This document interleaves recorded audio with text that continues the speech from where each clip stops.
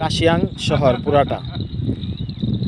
আমরা আছি একদম উপরে এই চা বাগানে। আর এ হলো হনুমানজি, কাঁধে গদা নিয়ে দাঁড়িয়ে আছে। আর এর পাশে হচ্ছে চা বাগান। এই যে চা বাগান, এটা পুরাটা খুব সুন্দর, অনেক ভালো লাগতেছে। কিন্তু একটা সমস্যা হচ্ছে কি, শীতের কাপড় নিয়ে আসি নাই, তাই অনেক ঠান্ডা লাগতেছে। কীরকম ঠান্ডা লাগতেছে বলবো, আপনার এসি যখন 16 দিয়ে চালাবেন না, আধা ঘন্টা চলার পর যেরকম ঠান্ডা লাগে, একটা কাঁথা নিতে হয়, ঠিক এরকম ঠান্ডা। তো বুঝতে পারি নাই এত ঠান্ডা লাগবে। যে বৃষ্টি হয়েছিল যখন আমরা উপরে উঠি, বৃষ্টি হওয়ার পর পুরা আকাশ মেঘাচ্ছন্ন ছিল, কিন্তু এখন অনেকটাই মেঘ কেটে গেছে। তো খুব সুন্দর ভিউ দেখতে পারতেছি এখন। মানে খুব অল্প টাকায় আপনারা এই জায়গাটা ঘুরতে পারবেন বাংলাদেশ থেকে। বিশেষ করে আমার নরসিংদীর বন্ধু যারা আছে তাদেরকে বলবো, তোমরা আসো কাশিয়াংয়ে, দার্জিলিংয়ে ঘুরতে, খুব ভালো লাগবে। খুব অল্প টাকায়। আমরা একটা গাড়ি ভাড়া নিয়েছি, এই যে এই গাড়িটা ভাড়া নিয়েছি 4 জনে। বললাম 4 জনে ভাড়া নিয়েছি। কত টাকা? 3000 টাকায়।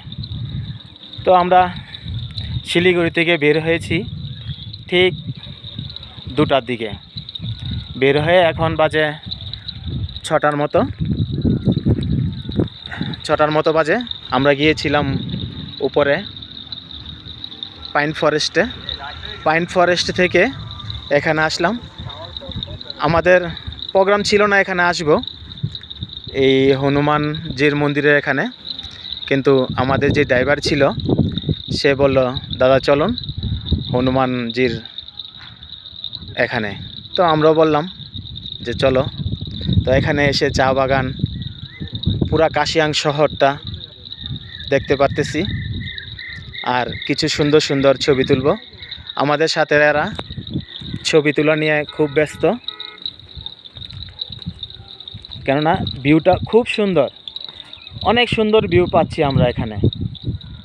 মানে আপনি না আসলে এই সুন্দর অনুভব করতে পারবেন না।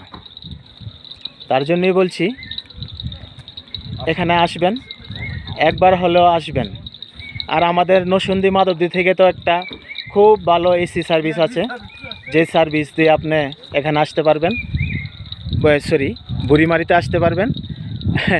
ভাড়া হলো শুধু 900 টাকা। তো ঈদ উপলক্ষে আমরা কিছুটা বেশি দিয়েছি, 1300 টাকা।